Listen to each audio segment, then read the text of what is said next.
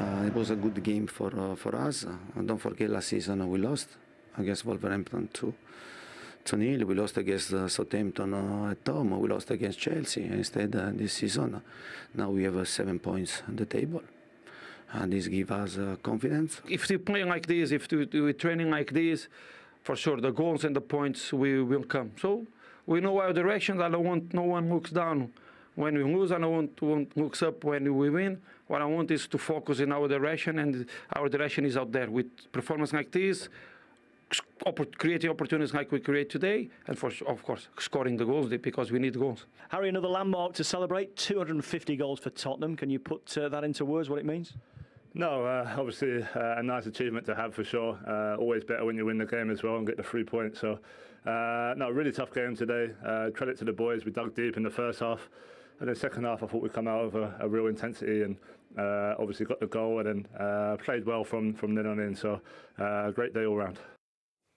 Yeah, he summed it up for you there, really, Danny, in a way. Not the most free-flowing game, certainly in the first half, but Spurs found a way again, rather like they did at Chelsea. Yeah, well, this time to win. I was really surprised first half because after getting that late equaliser at Chelsea, I expected them to come out really on the front foot, high in energy, but they were lethargic.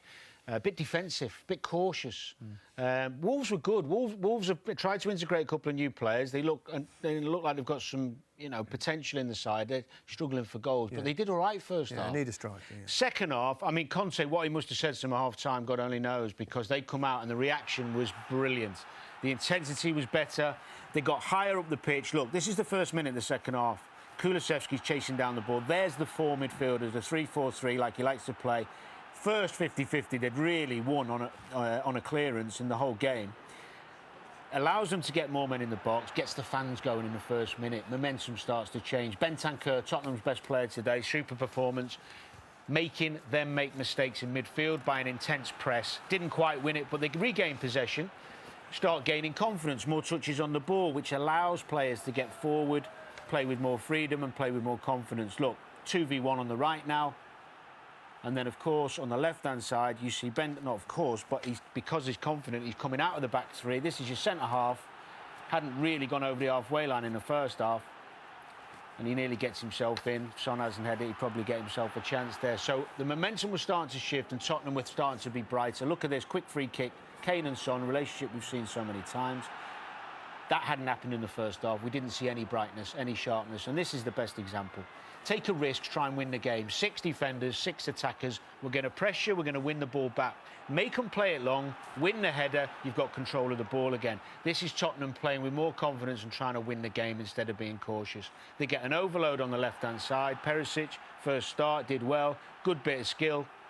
Gets his team a corner. The fans are up for it, and what do they do off the set play? They get the winner because Harry Kane does what he does. So the difference from the first half and the second half was immense. The only concern for Tottenham is why they started that way in the first place, but I think the manager deserves credit. There's the difference. Well, look. It shows, it's evident there, isn't it, from that particular graphic.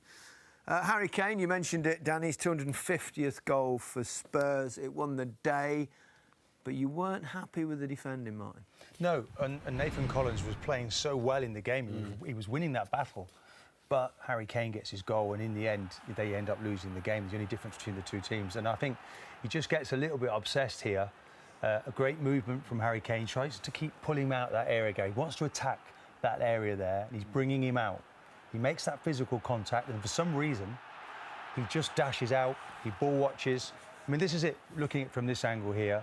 Looks as if it's all OK.